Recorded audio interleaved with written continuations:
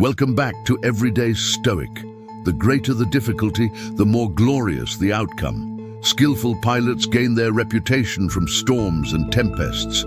Circumstances don't make the man, they only reveal him to himself.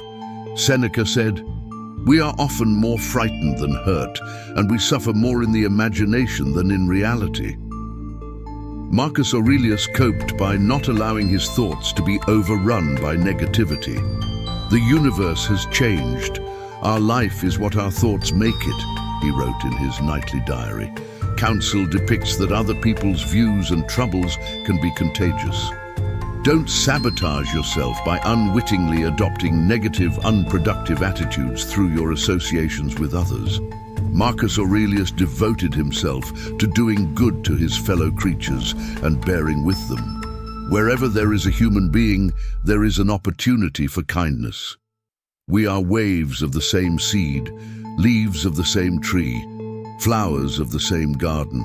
Nothing, in my way of thinking, is a better proof of a well-ordered mind than a man's ability to stop just where he is and pass some time in solitude. Until we have begun to go without them, we fail to realize how unnecessary many things are. We've been using them not because we needed them, but because we had them.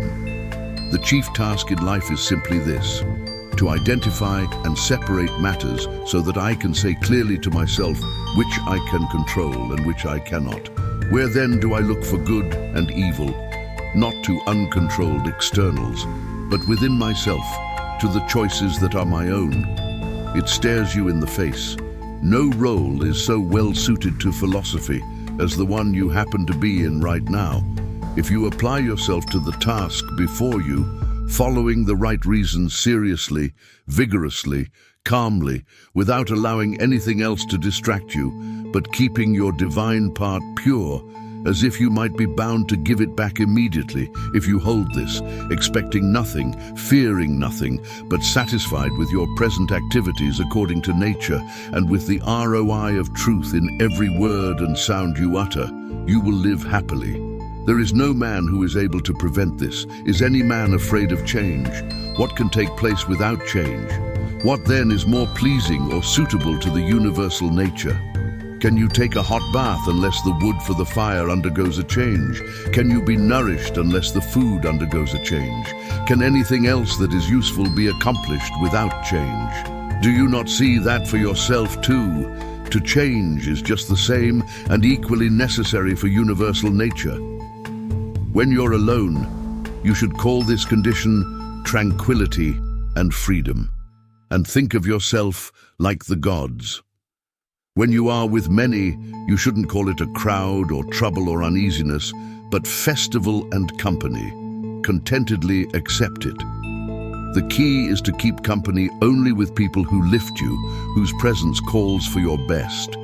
No matter how isolated you are and how lonely you feel, if you do your work truly and conscientiously, unknown friends will come and seek you. Happiness and freedom begin with a clear understanding of one principle. Some things are within our control and some things are not. It is only after you have faced up to this fundamental rule and learned to distinguish between what you can and can't control that inner tranquility and outer effectiveness become possible. If someone is able to show me that what I think or do is not right, I will happily change, for I seek the truth, by which no one was ever truly harmed. It is the person who continues in his self-deception and ignorance who is harmed. Wild animals run from the dangers they actually see, and once they have escaped, worry no more. We, however, are tormented in life by what is past and what is to come. A number of our blessings do us harm, for memory brings back the agony of fear, while foresight brings it on prematurely. No one confines his own happiness to the present. To be everywhere is to be nowhere.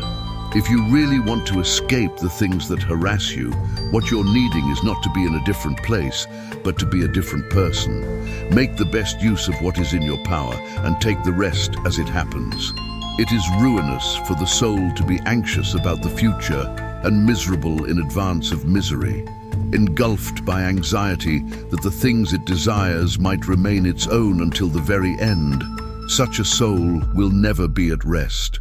By longing for things to come, it will lose the ability to enjoy present things. Unless your reflection on the whole sweep of life crushes you, don't fill your mind with all the bad things that might still happen. Stay focused on the present situation and ask yourself why it's so unbearable and can't be survived.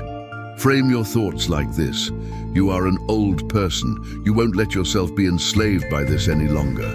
Now, along the path like a puppet by every impulse, and you'll stop complaining about your present fortune or dread.